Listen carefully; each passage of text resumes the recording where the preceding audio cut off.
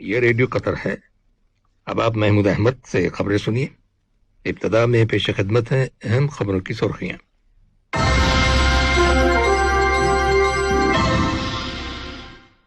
صاحب اسم امیر نے الجزائر اور میکسیکو کے صدور کو تعزیت کے برقی پیغامات ارسال کیے ہیں۔ دیوان امیری نے اعلان کیا ہے کہ رواں سال عید الفطر کی مناسبت سے سرکاری تعطیلات 27 رمضان سن 1442 ہجری بمطابق 9 مئی سن 2021 بروز اتوار سے شروع ہوں گی اور منگل 18 مئی کو ختم ہوں گی۔ وزارت صحت نے اعلان کیا ہے کہ ملک کے اندر کرونا وائرس کے مزید 1305 مریض صحتیاب ہو گئے ہیں۔ ترکی کے صدر نے سعودی عرب کے بادشاہ کے ساتھ ٹیلی فون پر بات چیت کی ہے، جس کے دوران دونوں ملکوں کے تعلقات کو بہتر بنانے کے بارے میں تبادلہ خیال کیا گیا۔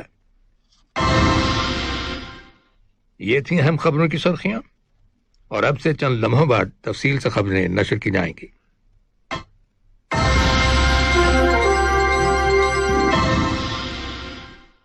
لیجیے اب آپ تفصیل سے خبریں سنیے۔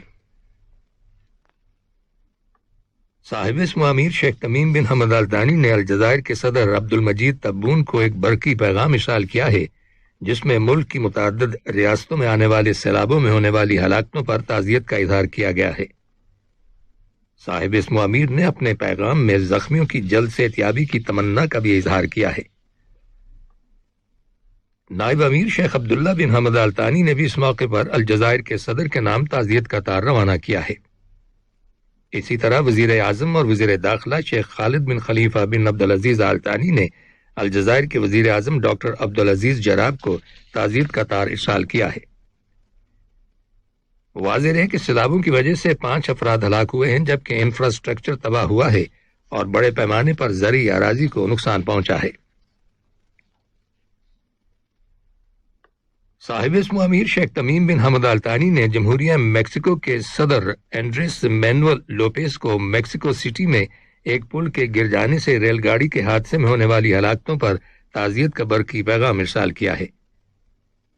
اپنے پیغام میں صاحب اسم امیر نے اس حادثے کے نتیجے میں زخمی ہونے والے افراد کی جلد صحتیابی کی تمنا کا بھی اظہار کیا ہے۔ نائب امیر شیخ عبداللہ بن حمد آل ثانی اور وزیر اعظم و وزیر داخلہ شیخ خالد بن خلیفہ بن عبدالعزیز آل ثانی نے بھی میکسیکو کے صدر کے نام اس حادثے میں ہونے والی ہلاکتوں پر تعزیت کے تار روانہ کیے ہیں۔ دیوان امیری نے اعلان کیا ہے کہ رواں سال عید الفطر کی مناسبت سے سرکاری تعطیلات 27 رمضان سن 1442 ہجری بمطابق 9 مئی سن 2021 بروز اتوار شروع ہوں گی اور منگل 18 مئی کو ختم ہوگی۔ ان تعطیلات کا تعلق وزارتوں، دیگر سرکاری اداروں اور اتھارٹیز اور پبلک کارپوریشن سے ہے۔ قطر سینٹرل بینک ملک کے تمام بینکوں اور سینٹرل بینک کے زیر کنٹرول کام کرنے والے دیگر مالیاتی اداروں کی تعطیلات کا اعلان قطر سینٹرل بینک کے گورنر کریں گے۔ دریاسنا قطر کیلنڈر ہاؤس نے پیشگوئی کی ہے کہ عید الفطر جمعرات 13 مئی کو ہوگی۔ تاہم ماہرین فلکیات کا کہنا ہے کہ عوام کو رویت ہلال کمیٹی کی جانب سے عید الفطر کی ایگزیکٹ ڈیٹ کے سرکاری طور پر اعلان کیے جانے کا انتظار کرنا ہوگا۔ نائب وزیر اعظم اور وزیر خارجہ شیخ محمد بن عبد الرحمن آل ثانی سے ریڈ سی اور قرن افریقہ کے لیے برطانیہ کے ایلچی جولین ریلی نے ملاقات کی ہے، جس میں سوڈان اور صومالیہ کے موجودہ حالات کے بارے میں غور و خوض کیا گیا۔ بات چیت کے دوران باہمی دلچسپی کے متعدد علاقائی اور بین الاقوامی معاملات بھی زیر بحث آئے۔ ہرگیسیا صومالی لینڈ کے صدر موسیٰ بہی ادوی سے دہشت گردی کے خاتمے اور تنازعوں کے تصفیے کے لیے قطر کے وزیر خارجہ کے خصوصی ایلچی ڈاکٹر مطلق بن ماجد القحطانی نے ملاقات کی ہے، جس میں دونوں ملکوں کے تعلقات اور باہمی دلچسپی کے متعدد معاملات کے بارے میں تبادلہ خیال کیا گیا۔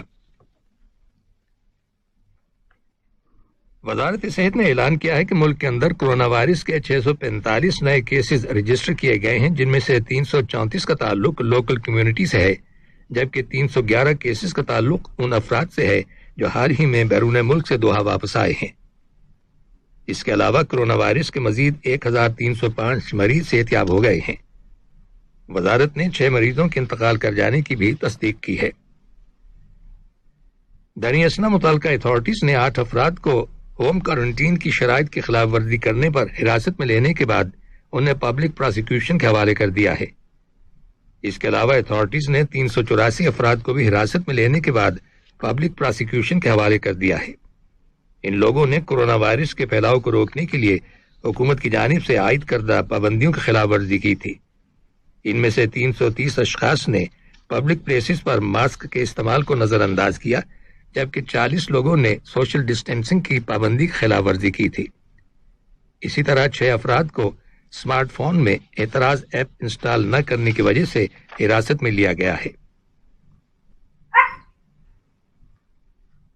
نئی دہلی سے آمدہ رپورٹس کے مطابق کووڈ-19 وبا کی دوسری لہر کا بھارت پر تباہ کن اثر پڑ رہا ہے اور ہاسپٹلز میں آکسیجن کی فراہمی خطرناک حد تک کم ہو گئی ہے۔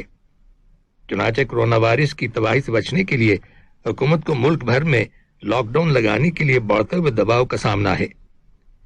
نئے کیسز میں اضافہ اور ہلاکتوں کی بڑھتی ہوئی تعداد کے پیش نظر ماہرین نے خبردار کیا ہے کہ آنے والے ہفتے انتہائی خطرناک ثابت ہو سکتے ہیں۔ بھارت کی وزارت صحت کے مطابق مزید 3.5 لاکھ سے زیادہ کیسز رجسٹر ہوئے ہیں، جس کے بعد کیسز کی مجموعی تعداد 2 کروڑ سے زیادہ ہو گئی ہے، جبکہ اموات کی مجموعی تعداد 2,20,000 سے تجاوز کر گئی ہے۔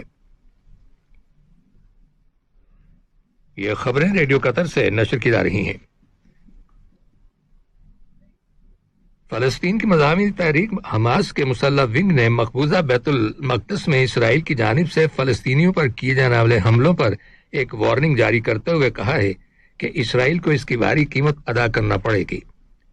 مسلح ونگ قاسم بریگیڈ کے کمانڈر محمد دیف نے کل رات ایک تحریری بیان جاری کیا، جس میں کہا گیا ہے کہ اگر اسرائیل نے فلسطینیوں کے خلاف جارحانہ کارروائی کا سلسلہ فوری طور پر بند نہ کیا تو اسے اس کا خمیازہ بھگتنا پڑے گا۔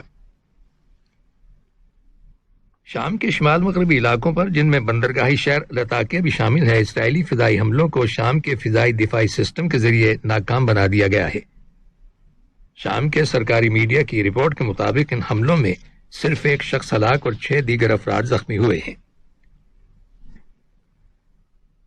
ترکی کے صدر رجب طیب اردوان نے سعودی عرب کے فرمانروا خادم الحرمین شاہ سلمان بن عبدالعزیز کے ساتھ ٹیلی فون پر بات چیت کی ہے، جس کے دوران دونوں ملکوں کے تعلقات کو بہتر بنانے کے بارے میں تبادلہ خیال کیا گیا۔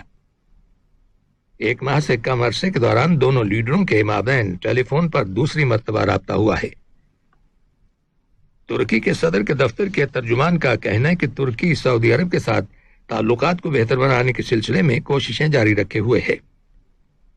ترجمان نے اس توقع کا اظہار کیا ہے کہ دونوں ملکوں کے آپس کی کشیدگی اب ختم ہو جائے گی۔ اسی دوران میں مصر کی وزارت خارجہ نے کہا ہے کہ ترکی کے ساتھ مصر کے تعلقات کو بحال کرنے کے معاملے میں سیاسی مشاورت کا سلسلہ جاری ہے۔ ترکی کے ذرائع ابلاغ کی رپورٹس کے مطابق ترکی کا ایک سرکاری وفد نائب وزیر خارجہ سادات اونل کی قیادت میں قاہرہ کے دورے پر جائے گا، جہاں دونوں ممالک کے تعلقات کی بحالی کے بارے میں بات چیت کی جائے گی۔ افغانستان سے غیر ملکی افواج کے انخلاء کی تیاریوں کے ساتھ ساتھ طالبان اور افغانستان کی سیکیورٹی فورسز کے درمیان جھڑپیں ہونے کی اطلاعات ملی ہیں۔